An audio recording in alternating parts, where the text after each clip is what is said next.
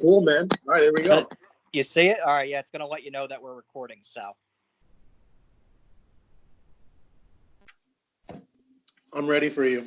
all right, sounds good. I mean, obviously, you know how crazy everything's been. How's everything going for you out there? It's good. It's good. Well, it's been better. I wish I could say that it's better right now. It's definitely a crazy time. As of Tuesday of this week, I've been working remotely. Hmm. My girlfriend is home working remotely, and the whole state of California is on a lockdown. So, no trips unless it's essential. I guess what people consider essential, going to the bank or the grocery store, like they say. So definitely different times, and we're just trying to stay in a normal routine, get some work done, get some exercise, eat good, and just stay healthy, man. What's it like in Point Pleasant Borough, New Jersey right now? Everything's a little bit crazy. I mean, I moved to Tom's River recently, back in Okay. August, so I'm down here now with my wife of about 6 months. We got married in September, Oh, so congratulations. thank you. Yeah. So, I mean, I go back. She works in Point Boro over on Beaver Dam Road, so I'm always Oh, there. really? Yeah. So she works. She's a preschool teacher over at. I don't know if they had it when I don't know. Well, it's a fairly new place called Tender Years.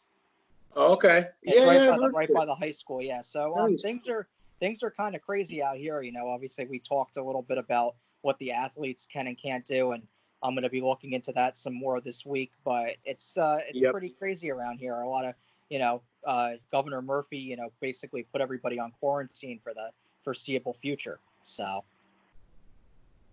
Yeah. but Well, happy to talk about sports and things that make me happy. I'm just definitely. But you mentioned California, and that's normally a pretty nice place to live. So kind of tell me a little bit about to get into things.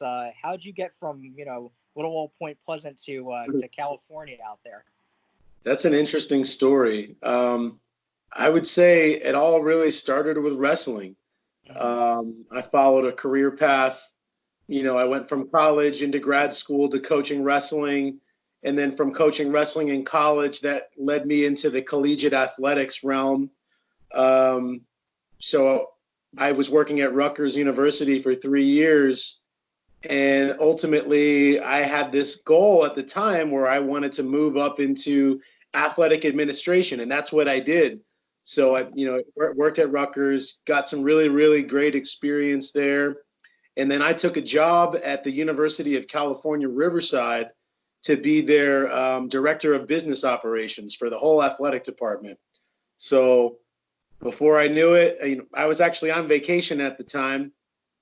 I was in Puerto Rico and I was sitting on the beach after surfing, and I got a phone call from California, and they, led to an interview. They offered me the job, and before I knew it, I had packed my car and I was driving from New Jersey to California with my dad, which was really, really neat.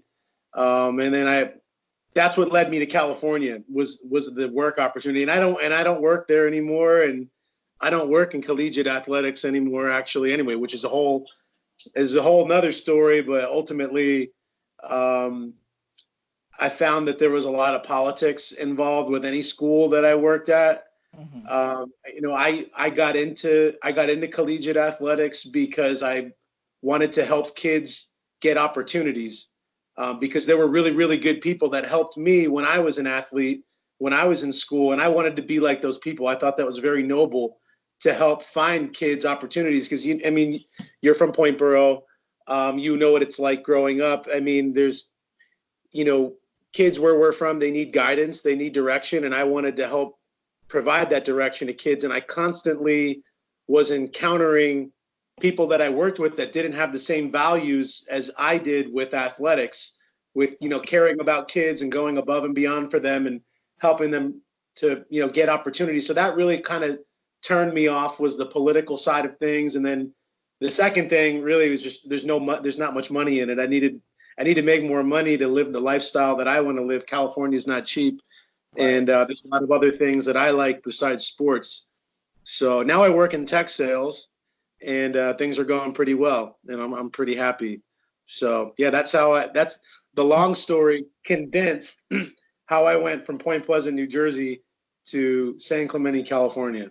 It's interesting, kind of working things backwards. You talk a lot about, the whole, I guess, politics of sports, but more so what I find interesting is, a lot of people do talk about, Point Pleasant in a sense where, we have a lot of good athletes, but trying to find those opportunities after the high school level going into college. What was, where did your college career lead you, and what did you find to be, really beneficial going from, high school to college, and then ultimately, as you talk about, going to California and starting an entire new, career and everything from there?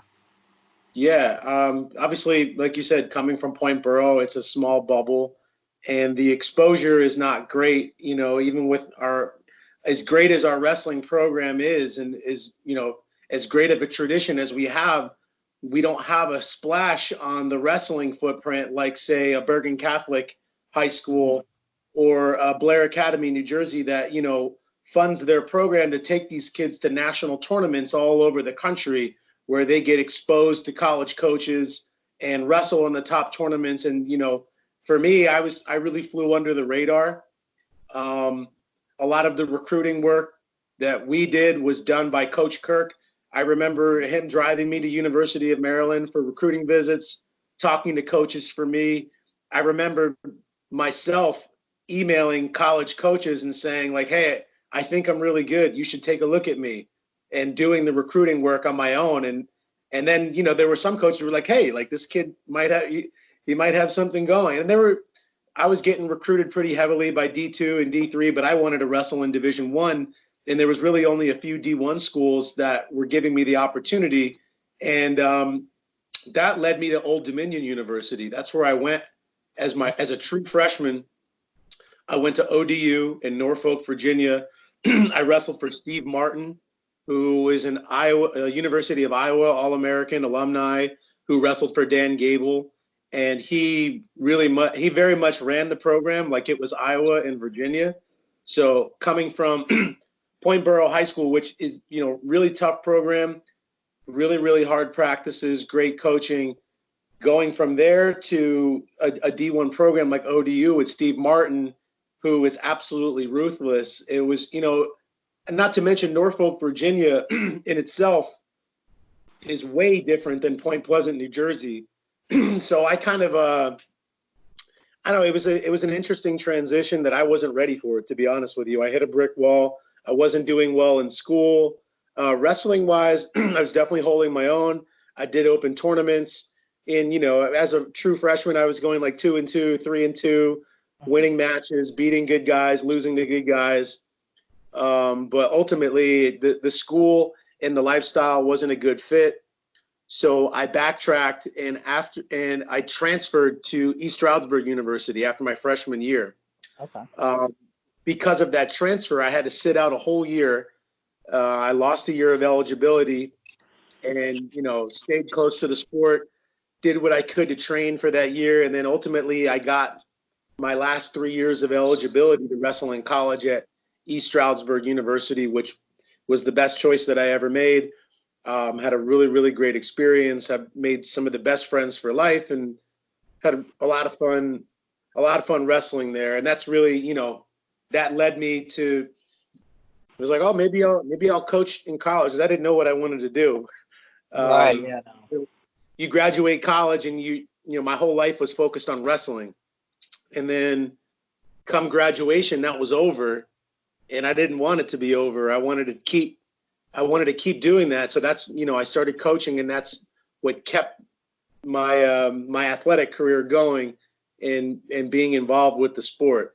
Ultimately, like I said, I moved away from coaching, but still had a heavy hand in it. I worked with wrestling directly when I was at Rutgers. Unfortunately, the school that I worked at in California didn't have wrestling. So that was like the first year that I really stepped away from the sport and wasn't involved in it professionally. And it was all really volunteer at that point. So yeah, long story, but That's really awesome. Yeah, I mean, you definitely, as for anything, you never find your path in a straight line. It seems, right? You're always going no, different it's places, this way, and it's one that thing leads. way. But Yeah, of course, I would have never guessed that if you would have asked me then what I'd be doing now, I could, I couldn't tell you, but I'm happy. I'm happy with where I'm at. So, Of course, one thing, as you mentioned, a common bond we have is, Point Boro, go Panthers. yes, sir. I definitely love how passionate you are about the school and the direction that, the wrestling team and, the rest of the community is taking still. And it seems like, you're a pretty much a big piece of the team, and, a lot of those guys. And, that wouldn't all have been possible if you didn't go through that yourself. So tell me a little bit about your senior year, a really good time for Point Boro athletics, kind of the glory days of the mid 2000s there for the a lot of programs, as we mentioned, the baseball team and wrestling, and you having a nice run there in the state tournament in 2006 and taking fourth place in the state. So just tell me a little bit about that and how every your journey and how everything just kind of mashes together of your experience of wrestling for Point Boro. Yeah, I mean, it definitely, my senior year was great. In my eyes, I fell short, and I fell short 2 times before that just to even get to that point. As a freshman, and by the way, I was very, very, very lucky to be coached by Dave Kirk and to be at Point Boro Wrestling at the time that I was. And like you said, I'm a huge fan of the program, and I love Point Boro and Point Boro Wrestling a lot. So I'm really, really lucky to have been molded by somebody like him and come from that program. But like I said, I had to struggle a lot to get to that point. My freshman year, Mr. Kirk made me wrestle varsity and JV. So I did both, and I had, twice as many matches. Before the matches would go out, I'd wrestle a JV match. And then when varsity would come out, I'd wrestle a varsity match. And I just got a lot of experience. And like I said, being a freshman in a program with a lot of really, really tough older guys, like Leif Rushmeyer, Nick Chufo, the Nastasiak brothers, and countless other guys, and they were mentored by guys like Pat Brady, and Pat Brady was mentored by the guys above him. There's just a long line of toughness and really, really good wrestlers that helped me get to where I was. So freshman year, it was kind of just like an up and down type of year. Got a lot of good experience. And my sophomore year is really where I think we kind of broke out. We made it to states. We made it to the finals my sophomore year of regions, and we lost to a guy named Kyle Kiss, who ultimately became a rival / best friend of mine because we wrestled each other 2 years in a row. I wrestled Kyle Kiss in the region finals my junior year, and I beat him then. So he beat me when I was a sophomore. I beat him when I was a junior. And then junior year, same thing, disappointment, went to states, and I think I was ranked in the state, and I lost in the quarterfinals to Scott Giffen from Eastern, who ultimately won the state title that year and was an All-American at UPenn, phenomenal wrestler. And my first wrestle back right after that, I wrestled a guy named Dave Richmond, who ended up taking third. So, everybody that I beat in the region tournament placed and made it to the podium, but somehow I got hit with this really weird draw where, wrestled the champ in the quarters, and my wrestle back turned out to be a guy that ended up taking third. And it was just so confusing to me how I was watching these guys on the podium that I beat in regions, and I couldn't understand. It hurt so bad. It was the first time in my career where I really most people that went to states, they know about this. There's this room behind the arena, behind all the bleachers. And that's where like the darkest, saddest place in Atlantic City. Someone actually wrote an article about that. Yeah, as far as all the runner-ups and everything like that. I remember walking in that room and I dropped to my knees and I just thought about how hard that I worked. I worked so hard. And I remember Mr. Kirk walked in the door and he was, one of the best coaches I've ever known. He was speechless. He didn't know what to say to me. And I looked at him. I just said, I worked so hard. And I kind of felt like that put a chink in my armor, because I realized on that day that working your hardest was not enough. That you could work your hardest and you could do everything right. You could do everything that you're supposed to do, and you can still lose, and things will still go wrong. And that hurt a lot. That was a really, really tough pill to swallow. But we bounced back. The next week, I was back in the club. That year, I went to junior nationals in Ohio, and I placed fifth at the junior nationals, and I was a high school All-American after not even placing in the state of New Jersey. I beat Ohio State champs, Texas State champs, Florida State champs. I was beating all these guys that were so supposedly the best in the country, and I didn't even place in New Jersey. So those are the struggles that I was mentioning to you earlier, that by the time I made it to my senior year, I was so battle tested and mentally tough from the struggle that there was nothing that was going to keep me from at least getting close to my goal. And I wanted to be a state champ. That was the goal. And I remember being in 8th grade, going to the Borough practices as a middle schooler and practicing with Pat Brady, and him telling me, Jeff, if you keep working hard like this, you will be a state champ. And that stuck with me. So I was just like, hey, like if Pat's telling me this is stuff that I should really be doing. And that's what I did. And ultimately, like it turned out good when you look back on it. 4th in the state is cool. 3rd would have been a lot better. Ironically, I lost to the same 2 guys my senior year that I did my junior year. I lost to Scott Giffen in the semifinals, and I lost to Dave Richmond again for 3rd and 4th place. So they're just 2 guys that I just couldn't beat. So that, that stuck with me too. And then I wrestled Scott Giffen again in college when East Stroudsburg wrestled UPenn in Philadelphia, and he beat me in college too.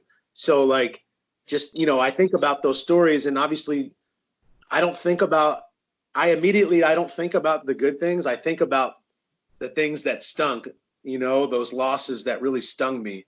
Right. Those are the things that really come to mind. And those are the things that drive me to be the person that I am today. Because I understand that hard work isn't enough, that, with anything that you do in life, even with my job now, working hard isn't enough. You have to do the little things, the extra things to, stay sharp. And sometimes a little bit of luck helps.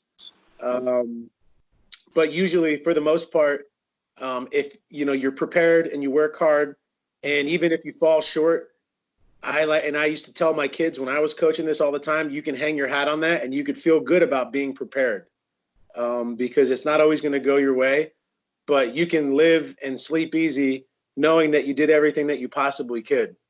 And that was, something I took with me into college, and I had really, really good college coaches that would tell me, hey, Jeff, like being prepared is the best form of confidence that you will get.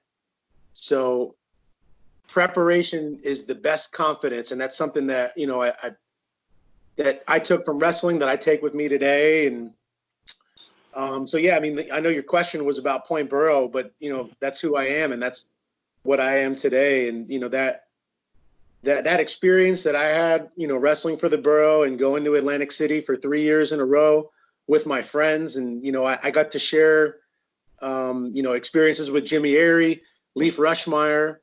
Unfortunately, my senior year, I was down there by myself. But yeah, I mean, it's like, some of the best experiences of my life. And that's why whenever I come home for Christmas or the holidays, I text Coach Grainer or Brady, say, hey, where's the schedule at? And I find a date to come out there, come watch a match, because yeah, I know a lot of those guys. I got to train pretty closely with a lot of those guys that are in the program now. And I kind of get to sit back and smile when I see those guys have success, knowing that, I was able to play a small part in it. And yeah, I'm proud of Point Boro Wrestling. I'm proud to be a part of it. And I'm really, really proud of where the program is at today. It's like, it's amazing what they're doing with, the youth program all the way up to the high school program. It's phenomenal. We're really set up well for the future. And, I hope to keep working hard in my life to provide support where I can to the program when I can. So, yeah. Just going a little bit more in depth into, Atlantic City itself and the whole state tournament. what kind of a feel do you get going down there? Obviously, not something that I've ever had a chance to experience, but for the the kids that I've talked to that have made it, that have qualified and have been there recently, they talk about just wrestling in front of all the people, and just how amazing it is to be down there. For you, as you make your run, is it sort of something that gets bigger and larger as you're there, and how much of it is a sense of sort of having to remind yourself that, hey, I have a job down here to do, and I can't let this get to me, and really just doing what you got to do to place that high, and ultimately just try to keep beating good guys.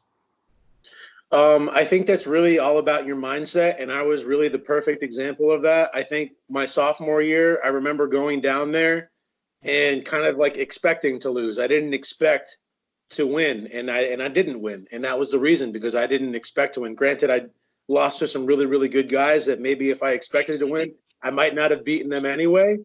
But my mindset wasn't in the right place the first go around.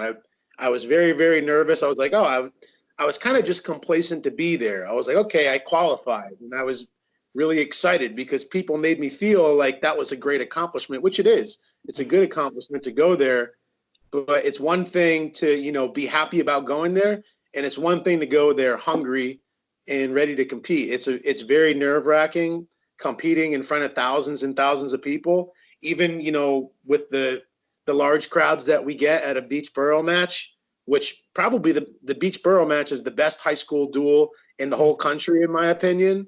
For sure, There's yeah. no other single duel atmosphere like it, in my opinion, in high school. But the New Jersey State High School Wrestling Tournament is a whole different animal. I don't know what the capacity is, but like when you're in those big sessions and every seat is full, that place is loud. It is extremely It's at loud. least about probably 8,000 people or so that can Yeah. fit. So it's extremely nerve-wracking. Like I said, the first time around, I was kind of just like, oh, I wanted to go have fun with my friends that were hanging out on the boardwalk after the tournament. I wasn't even thinking about winning. And then obviously my mindset changed after my sophomore year, after I experienced that first hurt. I was like, wait a minute, like I belong here. You know what I mean? I really need to start taking this a lot more seriously. Which, not that I wasn't taking it seriously, just my mindset wasn't right when I was younger, early on. So obviously that had to change. And then the more that you get to compete there, the less of those nerves that you have. And obviously nerves can affect how you compete. You have to be loose. You have to be comfortable. You have to be, prepared and ready to go. So I took that into my junior year, and I was very ready. I was probably the most prepared I had ever been in my whole life, my junior year. And obviously I still lost. So every experience that you get, and like I said, it wasn't until my senior year, after 3 go-arounds, that I actually placed. And at that point, my senior year, I was comfortable. I had been there before, and I just had this unbreakable mindset where I was like, I have to do this. Like, this is my last chance. There's nothing that's going to stop me. And that really, that affects how you perform. Where your mindset is at, I'm sure, with any sport, people say this, but wrestling is 90% mental, in my opinion. I mean, Right. um, you have to believe that you're gonna compete well and that you're gonna perform. Otherwise, you've beaten yourself before you get there. So yeah, that's yeah, it wasn't like my preparation, and my mental preparation wasn't really fully rock solid until my senior year going down there, which is why I was able to, make it to the semifinals, make it through those blood rounds, win those matches, and then, losing in the semifinal is a really tough thing to do. Like, immediately my dreams were ruined of becoming a state champ, and 15 minutes later, they were calling my name to go back out on the mat. And that next match was going to decide whether I placed or not. So I had to, it was good. It was good practice to just get right back to it, focus on the goal at hand, and just go out and score points and wrestle matches. So yeah, the state tournament, New Jersey, absolutely insane tournament. And, I wrestled in Division II nationals in Kearney, Nebraska, my senior year of college. and there was more people at Jersey States than D2 Nationals. So that Wow. was still, yeah, high school nationals. There was more people at Jersey States than any other tournament that I personally competed in. It's it's a special tournament for sure. And sticking, not so much New Jersey, but more or less shore conference wrestling.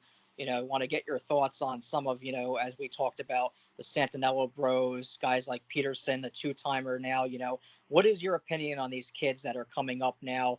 Ultimately, obviously, putting in the work to get there. But as you mentioned, how tough it was then, and guys, typically wouldn't maybe place until junior or senior year. Now you have kids coming up and and taking third, fourth place or higher as freshmen in this conference, in the shore conference. Do you think the shore conference now is once again separating itself as a really dominant wrestling conference in this state? Yeah, absolutely. The Santinello Bros are absolute killers. These kids are no joke. And just in general, kids today are becoming more prepared at a young age. They're showing up to high school prepared. Not just high school, these kids are showing up to college more prepared. You're seeing more and more now freshmen in college winning NCAA titles. I mean, Kyle Dake really kind of set it off. Logan Stieber, guys like that, they won NCAA titles as a freshman. There's a lot of other guys that do that. So it's been kind of trending that way for a while. But the short conference, I really don't think, obviously during my years, it was very, very, very dominant, the short conference. And that was, one of the reasons why they had to break up all the regions is because Region 6 was so good. Um, I think it definitely, I guess it quieted down for a little bit, but I really don't think we ever left. I think the paradigm shifted back up to North Jersey. Before my years, it was South Jersey, the Absagamis, the Paulsboroughs, and Delcy's, and those type of programs, and then it kind of shifted to us. And I think even before that, North Jersey was very dominant before the South Jersey run. And then, you had our run, Central Jersey, which kind of shifted to, Bergen Catholic and Don Bosco, in the last decade. And yeah, I guess now I think it's starting to shift back our way. You see all these kids from Brick Memorial doing really, really well. I think Dean Peterson is from Brick. I know Tony Caravella is the coach of St. John Vianney, and Matt Santoro over there. They're all Brick guys. So St. John Vianney is very Bricktown influenced, with Dean Peterson included. But yeah, I remember when I was coaching the youth program at the Borough a few years ago and seeing both of the Santinello brothers just absolutely destroy kids. And I'm not talking like, they were putting kids away. These kids were crying after. And you're like, I had never seen kids that young look so good and so prepared. I mean, to me, they were probably some of the most impressive young prospects that I had ever seen in my lifetime. I've seen I've been around a lot of really good wrestlers. Those two specifically are very, very special. Now, obviously, you look at who their father is and how they grew up. They grew up in a wrestling club.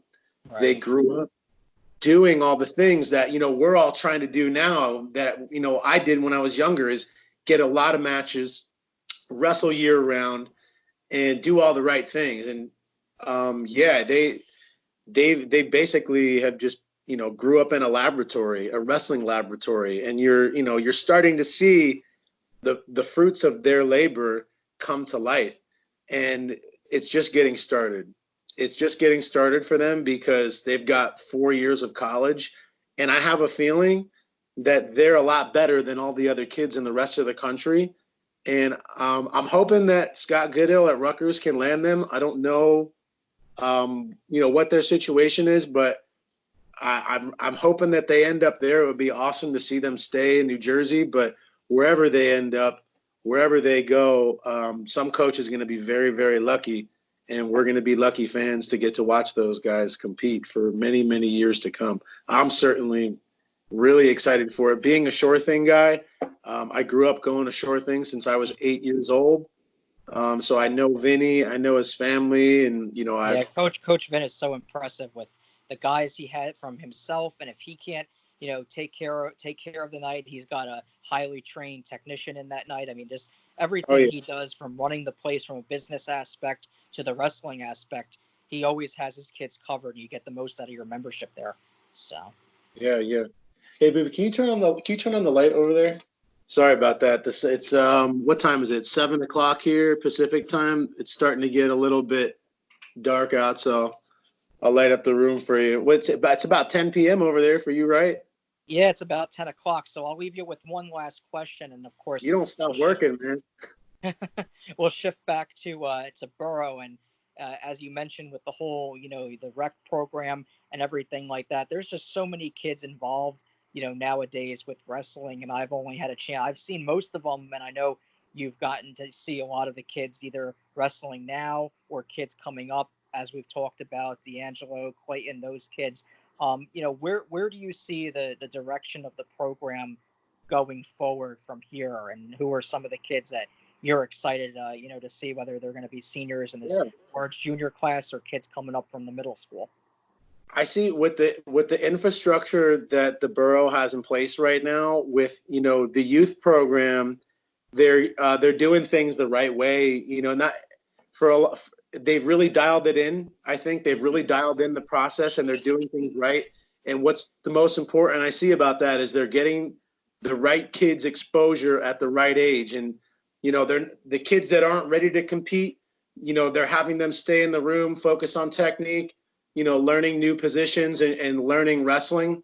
And then they're able to recognize the kids that are ready to compete, and they're putting those kids in competitions, competing every weekend, and they're getting matches and repetitions at a young age.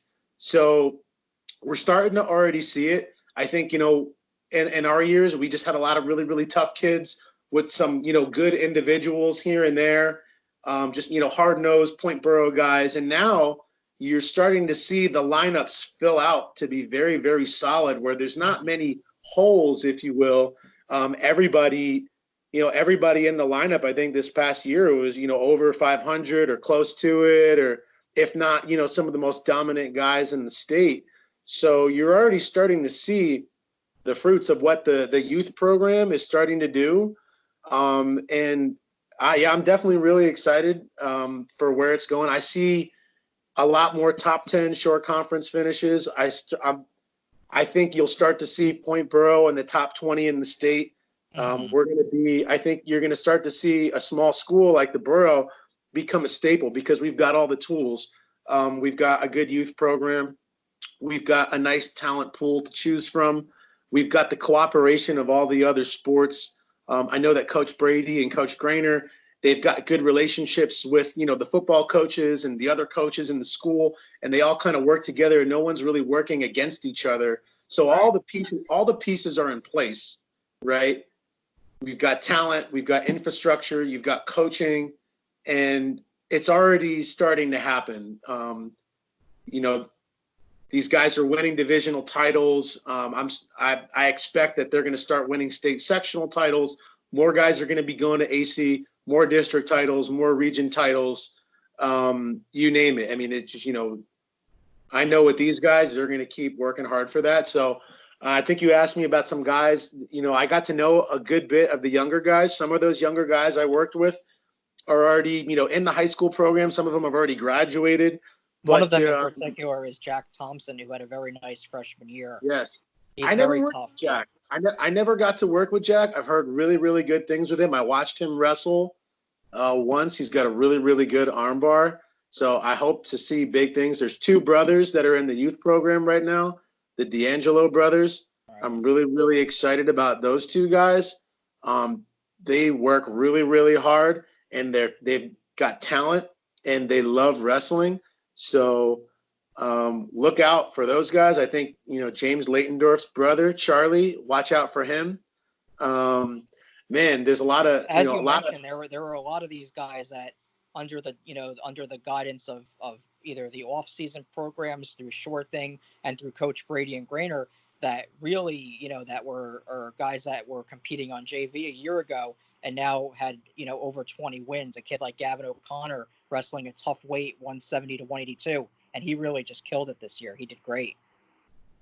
Yeah, I noticed that he had a nice year, and that's the way the Boroughs really, obviously now, like I said, it's a lot more of that than there was, but the Boroughs really always been like that, where guys have been waiting to step up. There's been good guys, and the guys that back them up are working really, really hard. Everybody's a cohesive unit, and it seems like everybody in that program is the guy. There's no, obviously you've got like your Bailey brothers, Jack and Ty, who are that provide the leadership roles. But every single person in that program seems like they're the guy. Like at any point, anyone can step in and be the guy to score points, win a match where the team needs it.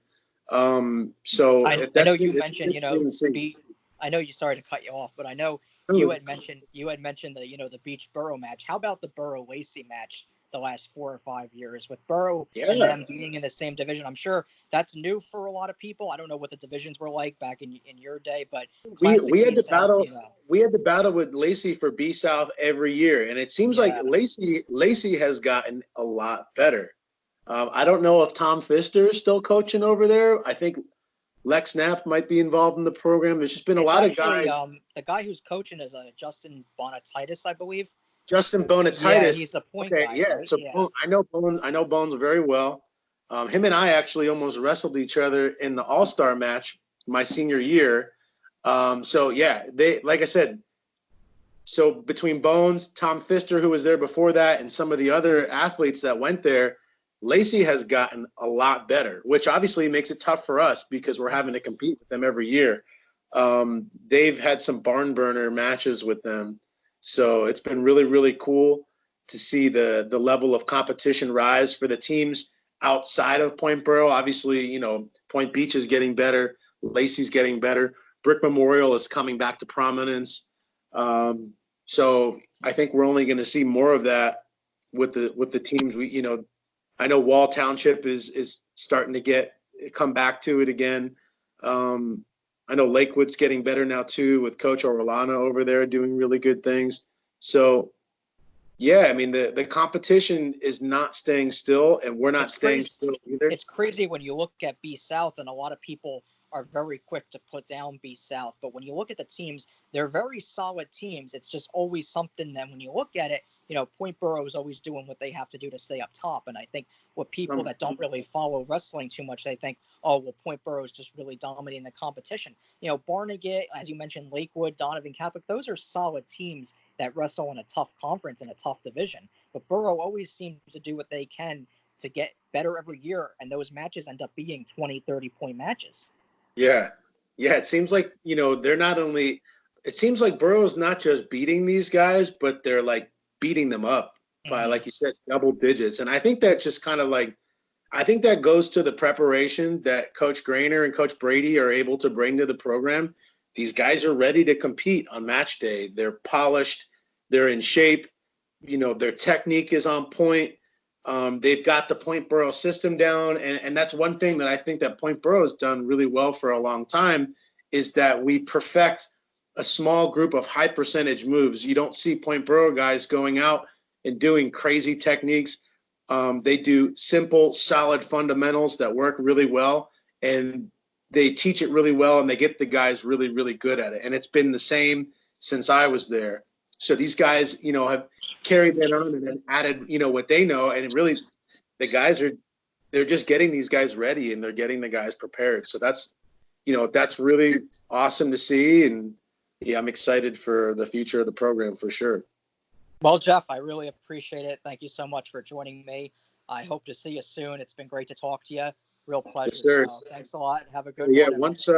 once this quarantine is over, I'll make my way back to New Jersey, and I'll hit you up. We can link up at a Point Borough practice or a match. Definitely. I'll talk to you soon. Take care. Take care, man. Stay healthy. Thank you. You too.